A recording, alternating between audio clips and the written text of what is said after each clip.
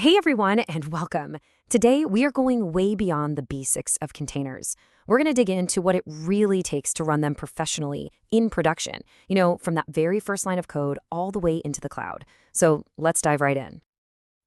This command. I bet we all remember this moment, right? That simple, almost magical command. It's that feeling you get when the message pops up and you know, okay, it's working. This is pretty much where every single person's container journey kicks off. But, going from that simple hello world to a reliable, secure, and truly scalable application that's running in production, well, that's a whole different ballgame. And that's exactly the gap we're going to bridge today. What does it actually take to get there? Okay, so first things first, everything has to start with a solid foundation. The very first stage in any container's life is the build process. And the goal here, it's simple, but it is absolutely crucial. Create images that are consistent, reliable, and totally predictable every single time.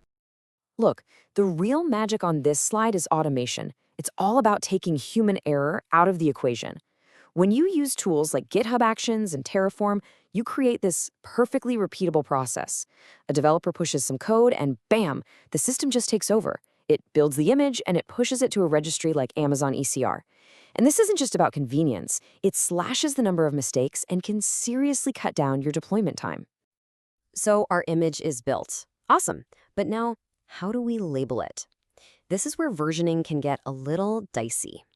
This quote right here is key. A Docker tag isn't some permanent label, like a version number etched onto a book. No, it's more like a sticky note that you can peel off one image and slap onto another. And that changeability, that mutability, that's where the risk comes in. And this slide just lays it all out perfectly. Over on the left, you've got these mutable tags like /latest. If you pull my app /latest today, you might get a completely different image than you did yesterday. It's unpredictable. But on the right, you have immutable tags, like a git commit hash. That locks your dependency to one and only one specific version of the code. So here's the takeaway. For production, immutable tags are absolutely essential for stability. Period. Okay, we've got a consistently built, reliably versioned image. But a reliable image is pretty useless unless it's also secure, right? And security isn't just one thing you check off a list. We have to think about it end to end, all the way from the supply chain that builds the image to the runtime environment where it actually executes. For the supply chain part, we've got some incredible tools, like the Update Framework, or TUF. Its whole design is built on the assumption that repositories will get compromised eventually. So instead of trying to be a perfect, impenetrable fortress, it focuses on limiting the damage. By using all these different roles and keys, it makes sure that no single stolen key can bring the whole system down. It's a strategy of compromise resilience, and it's trusted by giants like Docker, Google, and Microsoft for a reason. So, our supply chain is locked down. We trust the image we've pulled. But now we have to actually run it. And that brings up a brand new security question. Are we giving our containers way more power than they actually need? Are we handing over the keys to the kingdom? This is, hands down, one of the most common and dangerous misconfigurations out there. By default, a lot of containers run as the root user. And here's the critical thing to understand.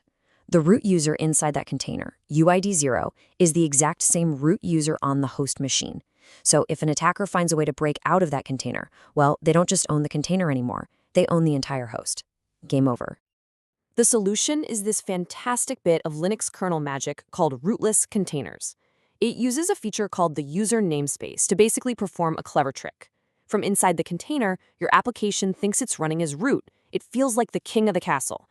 But from the host point of view, that same process is just running as a regular unprivileged user. So even if an attacker manages to escape, they're trapped as a nobody on the host, which dramatically reduces the damage they can do. All right, our container is built, it's versioned, it's secure, and it's running with the least privilege possible. Awesome. But modern applications aren't just one lonely container. They're a whole fleet of services that need to talk to each other.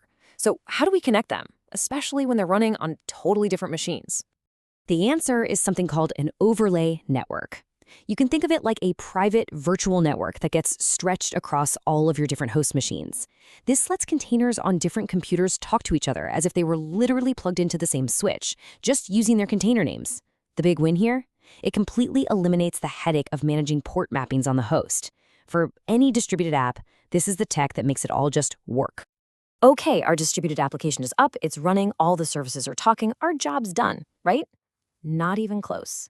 Now the lifecycle enters this really important phase, optimization. We have to understand how our app is performing so we can make it more efficient, more reliable, and let's be honest, cheaper to run. And to optimize anything, you need data, and I mean a lot of data. Tools like the Container Profiler can gather over 60 different metrics. And what's really important is that it can do this at multiple levels, from the host VM to the container itself, and even all the way down to the individual processes running inside that container. That kind of detail is how you find out what's really going on. This slide makes that whole abstract idea of profiling super concrete.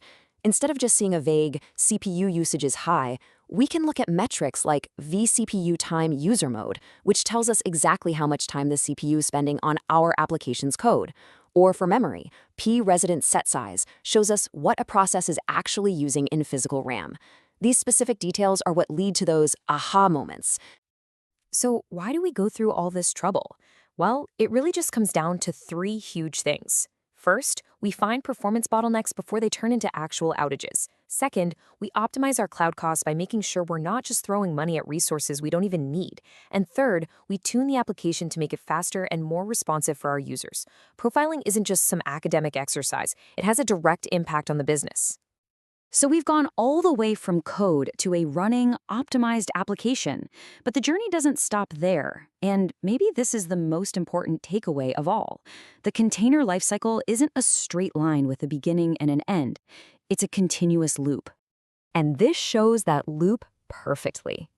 We build and secure our images, we deploy them and connect them together, we monitor how they're performing, and we use that data to optimize them.